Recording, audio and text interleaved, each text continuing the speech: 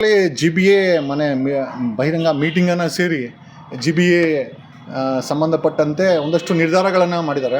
ಅದರಲ್ಲಿ ಒಂದು ನಿರ್ಧಾರ ಏನು ಅಂತಂದರೆ, ಹಳೆ ಗಾಡಿಗಳನ್ನು ನಿಲ್ಸ್ಕೊಂಡಿದ್ದಾರೆ, ತೊಗೊಂಡೋಗಿ ಗುಜ್ರಿಗೆ ಹಾಕುವಂಥದ್ದು ಅಥವಾ ತೊಗೊಂಡೋಗಿ ಅದನ್ನು ಜಪ್ತಿ ಮಾಡ್ಕೊಳೋವಂಥ ಒಂದು ಕಾನೂನಾಗಿರ್ಬೋದು. ಎರಡನೇದು, ಬೀದಿ ವ್ಯಾಪಾರಿಗಳನ್ನು ಎತ್ತಂಗಡಿ ಮಾಡ್ತೀವಿ, ನಾವು ಹೇಳಿರೋ ಕಡೆಯಲ್ಲೇ ಅವ್ರು ಹಾಕಬೇಕು, ನಾವು ಹೇಳಿದ ಕಡೆಯಲ್ಲೇ ವ್ಯಾಪಾರ ಮಾಡಬೇಕು ಅನ್ನೋ ಒಂದು ಸಂದೇಶವನ್ನು D K Shivakumar Bengaluru incharge ಕೊಟ್ಟಿದ್ದಾರೆ. ಆಮೇಲೆ ಅದನ್ನು ಹೇಳಿದ್ದಾರೆ, ಎಷ್ಟೋ ಜನ ತಳ್ಳಗಾಡಿ ಹಾಕಿದ್ದಾರೆ, ನಾನೇ ಅದನ್ನು ಡಿಸೈನ್ ಮಾಡ್ತಾಯಿದ್ದೀನಿ ಅಂತ.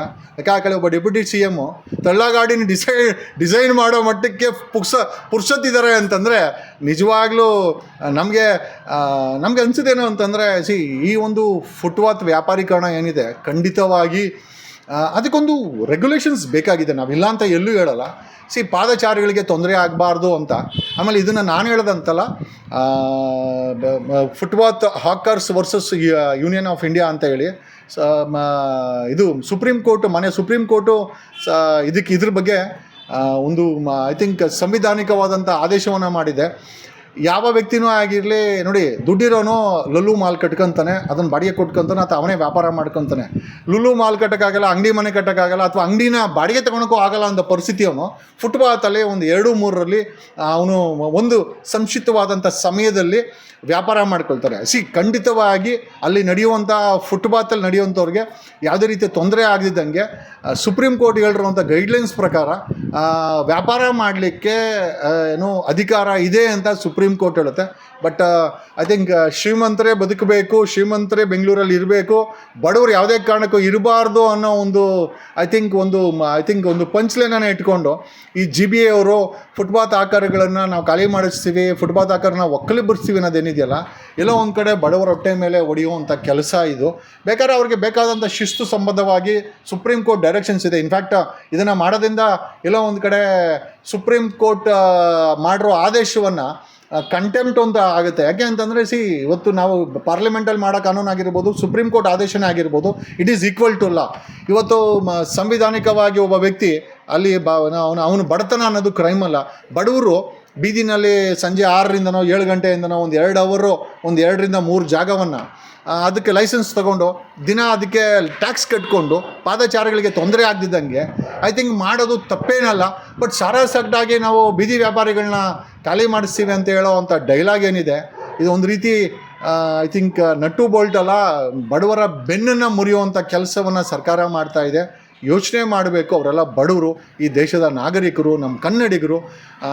ಆಮೇಲೆ ಆ ಬೀದಿ ಬದಿ ವ್ಯಾಪಾರಿಗಳೇ ಕೂಡ ಈ ಸರ್ಕಾರಗಳಿಗೆ, ಅದು BJP ಆಗಿರ್ಬೋದು, ಕಾಂಗ್ರೆಸ್ JDS ಆಗಿರ್ಬೋದು, ಓಟ್ಗಳು ಹಾಕಿದೆ.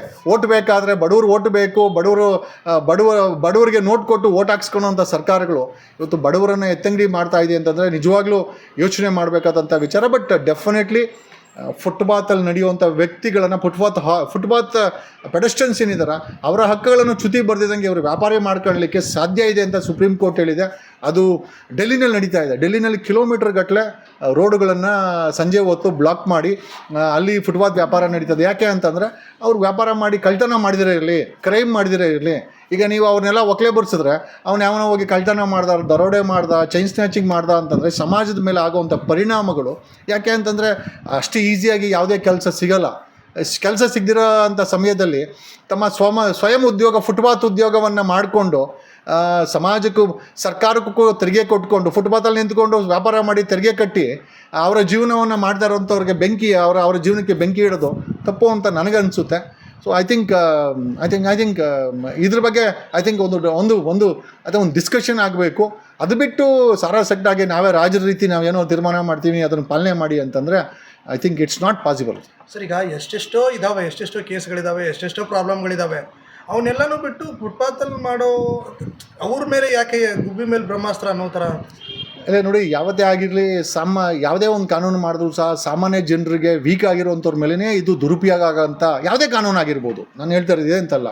ಈಗ ನೋಡಿ, ಈಗ ಈ ಫುಟ್ಪಾತ್ ಆಕಾರಗಳನ್ನು ಯಾಕೆ ಅಂತಂದರೆ ಅವ್ರುಗಳಿಗೆ ಕಾನೂನು ಕಡಿಮೆ ಇರ್ತದೆ, ಅವ್ರ ಜೀವನವನ್ನು ಹೊರೋದೇ ಒಂದು ದೊಡ್ಡ ವಿಚಾರ ಆಗಿರ್ತದೆ. ಆಮೇಲೆ ಇನ್ನೂ ಒಂದು ಆರೋಪ ಏನು ಅಂತಂದರೆ, ಇವರು KPCC ಫುಟ್ಪಾತ್ ಸೆಲ್ ಅಂತ ಫುಟ್ಪಾತ್ ಆಕರ್ ಸೆಲ್ ಅಂತ ಏನೋ ಮಾಡ್ಕೊಂಡಿದ್ದಾರಂತೆ, ಅದಕ್ಕೊಬ್ಬ ಅಧ್ಯಕ್ಷ ಮಾಡಿದಾರಂತೆ. ಅಂದರೆ ಅಲ್ಲಿ ಹೋಗಿ ಅವರು KPCC ಸೆಲ್ಲಲ್ಲಿ ಅವ್ರು ಎನ್ರೋಲ್ಮೆಂಟ್ ಆದವ್ರಿಗೆ ಲೈಸೆನ್ಸ್ಗಳನ್ನ ಕೊಡ್ತಾ ಇದ್ದಾರೆ, ಮಿಕ್ಕಿದವ್ರಿಗೆ ಇದು ಒಂದು ಆರೋಪ ಇದೆ. ಅದು ಎಷ್ಟರ ಮಟ್ಟಿಗೆ ನಿಜ, ಅಥವಾ ಕಾಂಗ್ರೆಸ್ ಅಂದರೆ ಫುಟ್ಪಾತಲ್ಲಿ ವ್ಯಾಪಾರ ಮಾಡೋಲ್ಲ, ಕಾಂಗ್ರೆಸ್ಸಲ್ಲೆಲ್ಲ ಹೋಗಿ ರಿಜಿಸ್ಟ್ರ್ ಮಾಡಿಕೊಂಡ್ರೆ ಅವ್ರಿಗೆ ಲೈಸೆನ್ಸ್ ಕೊಡೋ ಅನ್ನೋದಂತೂ ಕೂಡ ಆರೋಪಗಳು ಸಹ ಇದೆ.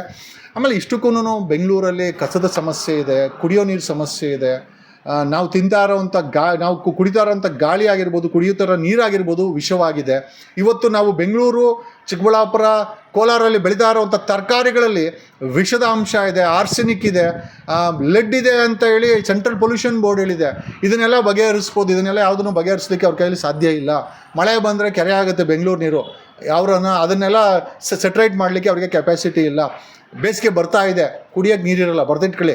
ಬಟ್ ನೋಡಿ, ಬೇಸಿಗೆನಲ್ಲೂ ಸಹ ಬೆಂಗಳೂರಲ್ಲಿ ಯಾವುದೇ ಮಲ್ಟಿ ಸ್ಟೋರ್ ಬಿಲ್ಡಿಂಗ್ಗಳು, ಯಾವುದೇ ದೊಡ್ಡ ದೊಡ್ಡ ಬಿಲ್ಡಿಂಗ್ಗಳು ಕೆಲಸ ನಿಲ್ಲಿಸಲ್ಲ. ಕಾರಣ ಯಾಕೆ ಅಂತಂದರೆ, ಕುಡಿಯೋ ಕಾವೇರಿ ನೀರನ್ನು ಅವ್ರಿಗೆ ಪಂಪ್ ಅನಧಿಕೃತವಾಗಿ BWCSB ಅವರು ಮಾರಾಟ ಮಾಡ್ಕೊತಾರೆ, ಕುಡಿಯೋರಿಗೆ ನೀರು ಕೊಡಲ್ಲ. ನೋಡಿ, ಇಲ್ಲಿ ಸಮಸ್ಯೆಗಳ ಒಂದು ದೊಡ್ಡ ಬೆಟ್ಟವೇ ಇದೆ. ನಮ್ಮದು ಜನಗಳ ತಪ್ಪು. ಏನಕ್ಕೆ ಅಂತಂದರೆ, ಜನಗಳ ಬಗ್ಗೆ ಕಾಳಜಿ ಇಲ್ಲಂಥ ವ್ಯಕ್ತಿಗಳಿಗೆ ಓಟ್ ಹಾಕಿ ಇವತ್ತು ನರಳೋ ಅಂಥ ಒಂದು ಪ್ರಸಂಗ ನಿರ್ಮಾಣ ಆಗಿದೆ.